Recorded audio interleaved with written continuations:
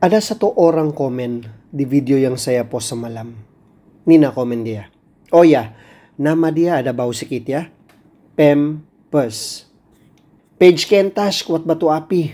Berhenti ambil kesempatan, ambil views berkaitan kematian orang yang sudah tiada. Ini soal kematian. Kita tidak tahu situasi sebenar. Ups. Kenapa kau cakap kita tidak tahu situasi sebenar? Mungkin kau saja yang tidak tahu, tapi saya tahu apa yang berlaku. Dan apa yang saya tahu ini bukan cakap kosong. Ini fakta yang keluar terus dari mahkamah. Jadi kalau kau betul-betul mau tahu, Pampers, duduk diam. Dengar baik-baik. Biar saya kasih kau kronologi yang sebenar. Saya mau cerita sama kau semua pasal perkembangan kronologi inquest Zara. Bukan mau hantam sesiapa. Bukan mau buat kesimpulan sendiri. Cuma mau kongsi balik apa yang keluar dalam mahkamah. Cerita ini bermula 16 Julai lalu, Pampers. Awal pagi, lebih kurang jam 4. Zara ditemui tidak sadarkan diri dalam longkang dekat blok asrama. Saksi, seorang Maci God. Nama dia Lina. Pampers, dengar ah? Cerita dia sendiri. Nampak leher Zara berdarah. Dia coba panggil, coba kejut, pegang pipi, tapi langsung tiada respon. Masa tu panik. Ambulans dipanggil dan Zara dibawa ke Hospital Queen. Esoknya 17 Julai, dia menghembuskan nafas terakhir.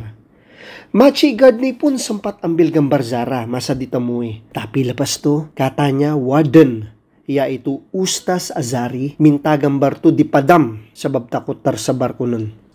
Telepon dia akhirnya diserah ke polis.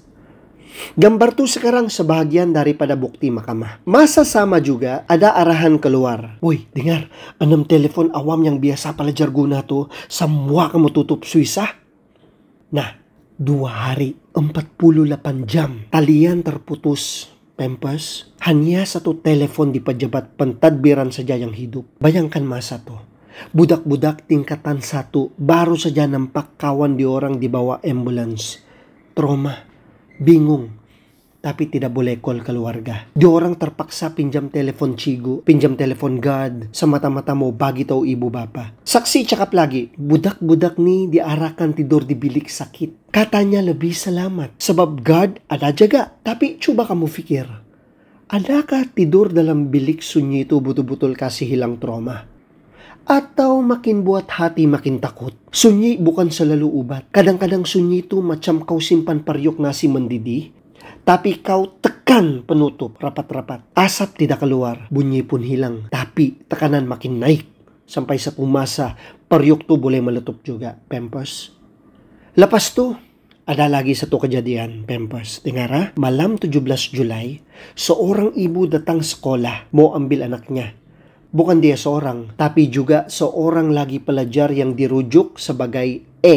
Tapi masa tu, seorang warden lain, Cigu Fatima, halang. Katanya, tidak boleh keluar tanpa kebenaran pengetua. Masalahnya, pengetua masa tu dikatakan sibuk di rumah keluarga Zara di Sipitang. Jadi, ibu tu tunggu. Bercakap dengan Cigu Fatima lebih sejam. Anak dengan pelajar E tunggu di pagar. Ibu tunggu di luar. Sampai tengah malam, si ibu yang kasihan lama menunggu akhirnya pulang juga. Tanpa anak. Saksi kata pelajar E nampak susah hati. Tapi yang satu pelajar lagi macam biasa-biasa saja. You still following me, right, Pampers? Oke. Bila kita ikat semua kronologi nih. Zara ditemui, ambulans datang, darah katanya ada dibersihkan oleh pelajar lain atas arahan warden, telepon awam diputus, ibu mau ambil anak tapi dihalang, kita nampak banyak persoalan timbul. Dan memang itulah tujuan inquest nih. Inquest bukan untuk hukum orang, tapi untuk cari bila, macam mana, kenapa, dan kalau ada benda yang nampak janggal. Lepas inquest nila. Pihak berkuasa boleh buka kes baru. Pengetua sekolah, warden, pihak berkuasa boleh buka kes baru.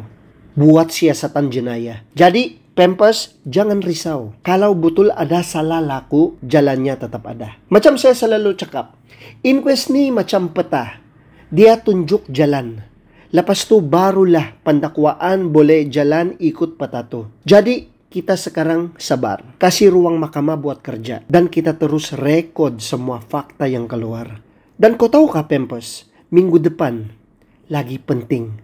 Peguam keluarga Zara, Tuan Shahlan Jufri, akan masuk aktif soal balas. New chapter akan terbuka. Jadi kita kena kasih moral support.